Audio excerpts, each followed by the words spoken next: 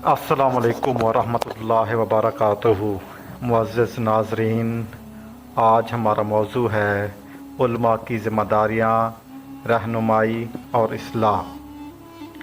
उलमा दीन के वो चिराग हैं जो उम्मत को हक़ और बातिल में फ़र्क सिखाते हैं, कुरान और सुन्नत की रोशनी में रहनुमाई करते हैं और मुआशरे की इस्लाह का फ़रीज़ा अंजाम देते हैं।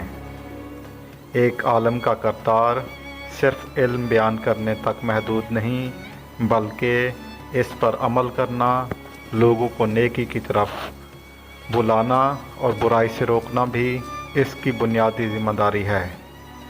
आज की इस हदीस मुबारका में हम उलमा की ज़िम्मेदारियों के बारे में नबी करीम सल्लल्लाहु अलैहि वसल्लम का अरशाद सुनेंगे और जानेंगे कि एक आलिम का असल मकाम और किरदार क्या है।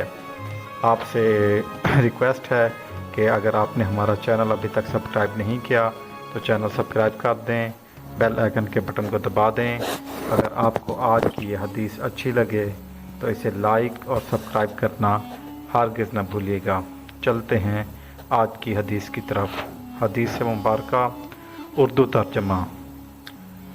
हज़रत अबू हुरैरा रज़ियल्लाहु तआला अन्हु से रवायत है कि नबी करीम सल्लल्लाहु अलैहि वसल्लम ने फरमाया, ज़मीन में उलमा की मिसाल आसमान के सितारों की तरह है, जिनसे खुश्की और समंदर के अंधेरों में रास्ता पाया जाता है।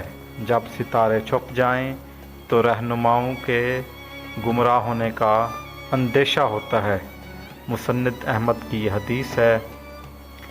तशरीह, ये हदीस हमें बताती है कि उलमा की मौजूदगी मुआशरे के लिए रोशनी और रहनुमाई का ज़रिया है। जैसे मुसाफिर अंधेरों में सितारों से रास्ता पाते हैं, वैसे ही उम्मत दीन के उलमा से हिदायत पाती है।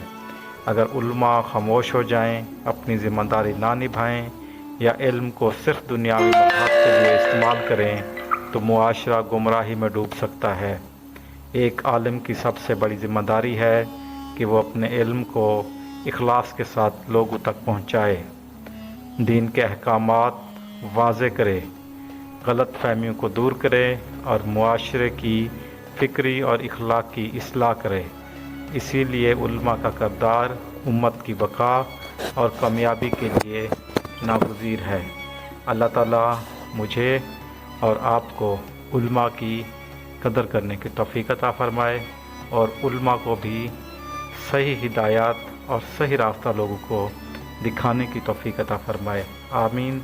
एक बार दोबारा आपसे रिक्वेस्ट है कि अगर आपने हमारा चैनल सब्सक्राइब नहीं किया तो चैनल सब्सक्राइब कर दें, बेल आइकन के बटन को दबा दें और अगर आज की ये वीडियो आपको अच्छी लगी हो तो इसे लाइक और सब्सक्राइब करना हरगिज़ न भूलिएगा। जज़ाकल्लाह। अल्लाह हाफ़िज़।